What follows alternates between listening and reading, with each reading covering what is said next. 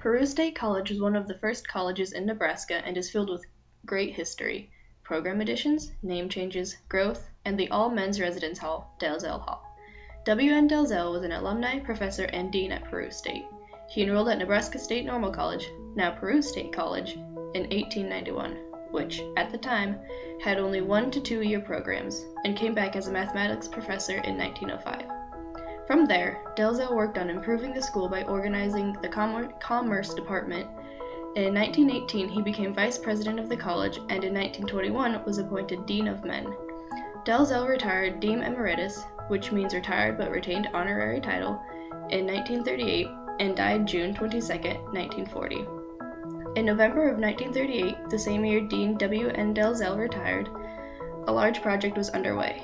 A new men's hall was being built and was set to be completed in 1939. Due to his positive influence on the college, in 1942 the men's residence hall was renamed Delzell Hall by Peru's president at the time, President W.R. Pate. The building cost $108,000 to construct and was financed by revenue bonds and government loans. The building had a large lounge area, a lobby, a snack bar, and 50 booths in the basement, and housed 124 men. Later, all basement rooms but one recreation room were converted into dorm rooms. The building could then hold 145 men. It was in 1943 that Nebraska State Teachers College joined the war effort and Delzell became a place for naval officers. Several Peru students joined the Private Preliminary Civil Pilot Training Course, or CPTC, for fall of 1940, which was not part of the V5 or V12 programs. The goal of this class was to obtain a private pilot's license. All students were able to apply, but they needed to pass a physical examination and be able to qualify under the set of rules decided upon an act of Congress. The following fees had to be paid in order to undertake the CPTC: $6 for a medical exam, $9 for insurance policy, and $10 to the sponsoring institution. Peru Professor Clinton H. Sharp taught ground school, and flying instructions were given by Frank Brigham of the Missouri Valley Flying Service. 35 flying hours were required, and there was a minimum of 72 ground hours needed. For ground courses, students were required to take civil air rules and regulations, meteorology, practical air navigation, and aerodynamics. CPTC students also received 4 credits for science. At the end of the ground training, the students had to pass a 100-question test by the Civil Aeronautics Authority and complete 8 hours of instructional flying. For the flying instruction, students were required to pass 8 hours of dual control, 5 hours of dual and solo work, and 11 hours of advanced maneuvers. Advanced maneuvers consisted of learning 360-degree landings, spirals, and figure eights.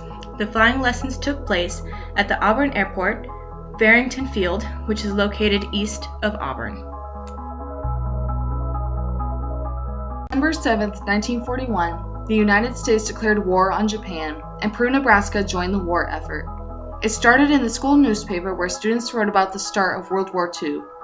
We can no longer ignore this situation. We can no longer escape the facts by refusing to be informed. We can no longer evade our responsibilities. America is at war. In the Student Speak section of the paper, one student wrote this: "We are now at war, a war which will involve our total manpower, total womanpower, and total resources. As a group of college people, we need to face these facts and to recognize that neither business or our way of living can go on as usual. But there is no need for hysteria. We expect to win the war. We have what it will take to win it: the manpower, the material resources, and the necessary skill to convert those material resources into war equipment. And we will also have that, without which manpower and equipment may prove futile, as it did in France. An undying love for the democratic way of life, and a willingness to sacrifice even to the uttermost to preserve it." Men were trained at Delzell and took classes at the college before being shipped off to New York for final training. These officers trained, left, fought, and died during those years. Everyone at the college wanted to fight as well. Students began rationing items and joining organizations to help the war. Some of the popular items included toothpicks, razor blades, whistles, dish mops, dry ice, canvas foot covers, pure matin towel, and hairpins. A Red Cross Club was started on campus and war bonds were sold. Advertisements in the school newspaper all became war-based, from Coca-Cola to bonds. In 1942, the draft age was lowered to 18. The Navy realized this meant a shortage of college-educated men entering their forces. In 1943, the V-5 and V-12 programs began. The V-5 program trained men for Navy aviation, while the V-12 program trained men to be Navy officers. 131 colleges participated in these programs to give both civilian students and naval trainees accelerated education. One of these colleges was our own Peru State College, the Nebraska State Teachers College. The first men of Peru's 500 and the V-12 program stepped on campus on July 1, 1943, with their commanding officer, Lieutenant R.B. Lowe. They almost immediately took over the Delzell Hall and renamed it the Ship, began attending classes, and became familiar figures to the campus. Their program consisted of 7 trimesters and graduation within 2 years. Their classes were unlike regular college courses and consisted of basic officers training from both regular faculty and special naval instructors. In addition to classes, the naval trainees also participated in almost all campus activities and are largely the reason the athletic history continued at the college. After graduating from Peru, trainees were sent to midshipman school in New York for further training. In general, they enjoyed the atmosphere of the campus, and many returned for additional education. The war ended on September 2, 1945, and it was shortly after when the V-12 program was disbanded from the campus in October.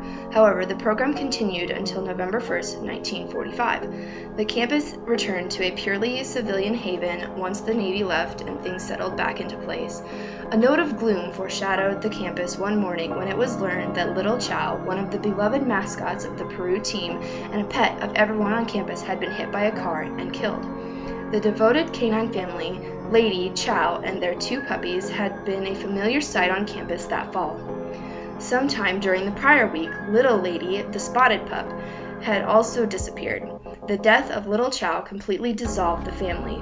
Perhaps the breaking up of the group of Navy dogs was symbolic to the end of the V-12 unit at Peru.